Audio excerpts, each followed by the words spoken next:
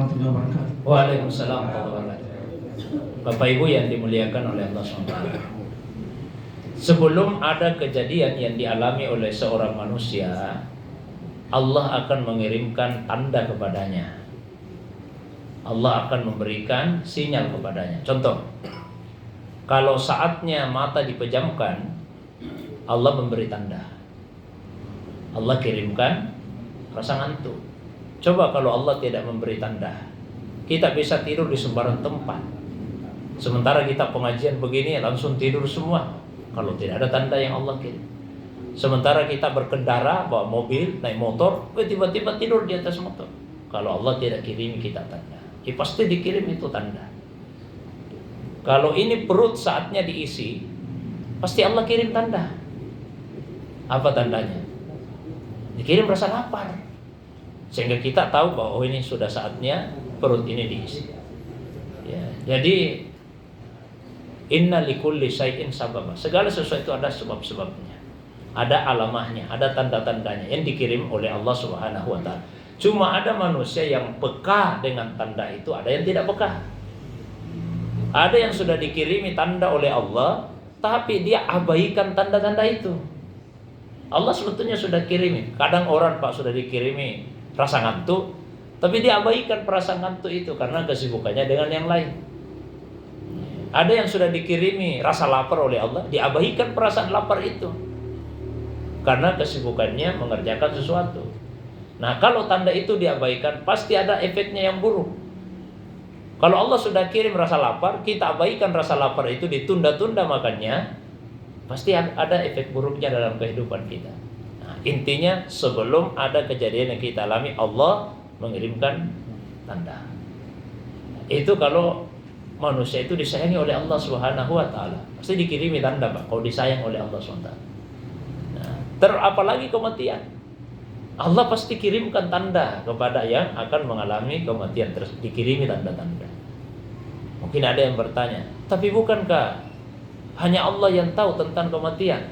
Nah, ada ayat di Al-Quran di surah Luqman, ya, Allah SWT berfirman, Innallaha indahu ilmus sa'ah wa yunassilul ghaits wa ya'lamu ma fil arham wa ma tadri nafsun madza taksibu gada wa ma tadri nafsun bi ayyi ardin tamut.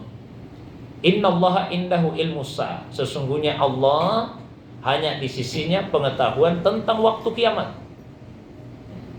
Wa yunassilul ghaits, Allah yang menurunkan hujan. Wa ya'lamu ma fil arham, Allah yang tahu apa yang ada di dalam rahim seorang ibu. Wa ma tadri nafsun bi ayyi ardin tamut, seseorang tidak tahu di bumi mana dia akan mati. Sebenarnya itu wa ma tadri nafsun madza taksibu gada, seseorang tidak tahu apa yang dia akan kerjakan besok.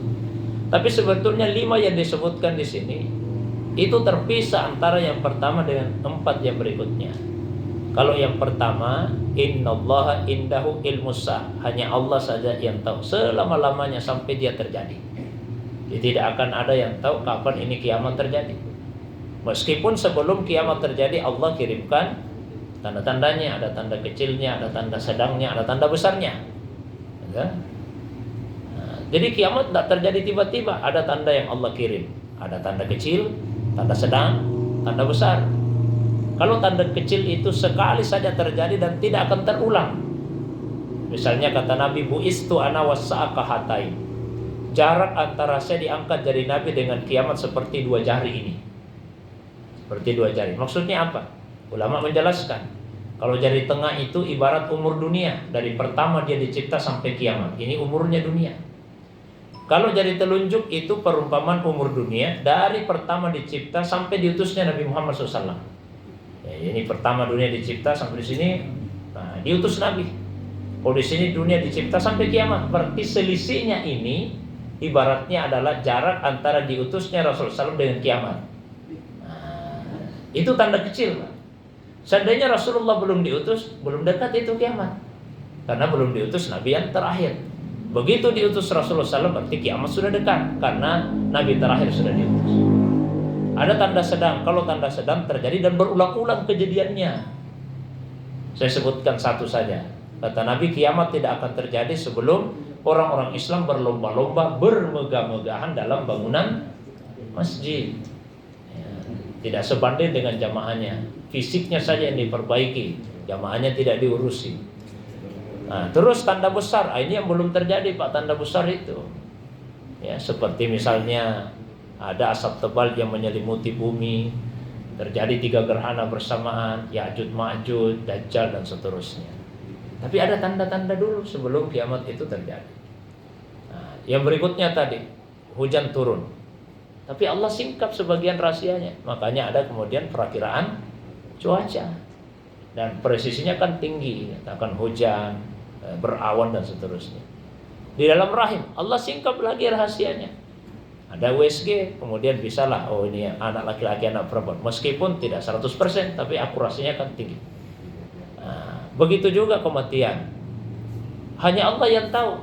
Tapi Allah kalau mau memberitahu, apa susahnya? Apa susahnya? Setiap orang dikirimi tanda. Ada bahkan yang diberitahukan itu.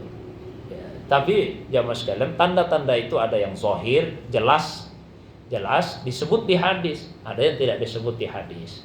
Nah, kalau yang tidak disebut di hadis, saya tidak usah sampaikan. Nah, tidak disebut di hadis, Pak. Nah, lihat, itu diberikan kepada orang-orang tertentu. Yang disebut sajalah di hadis itu nampak, kelihatan, mata yang mulai kabur, ya, rambut yang mulai memutih dan sebagainya. Tapi ada tanda-tanda selain itu, 40 hari, 7 hari, 3 hari dan 1 hari. Ya, tapi sebetulnya ini juga ada, Pak. Mohon maaf, dalam tanda kutip, bahayanya kalau kita tahu. Kenapa nanti kita hidup dalam keadaan ketakutan? 40 hari lagi saya meninggal ini. Yang berikutnya nanti lewat itu tanda. Misalnya ini tanda 40 hari lagi Pak, lewat. Kita tidak perhatikan, kita merasa, oh belum Pak meninggal ini.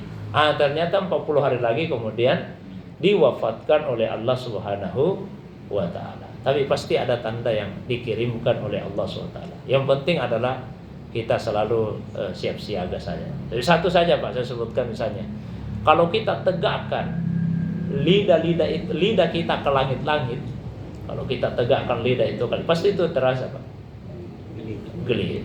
Nah, atau sudah tidak geli lagi? Masih geli, alhamdulillah.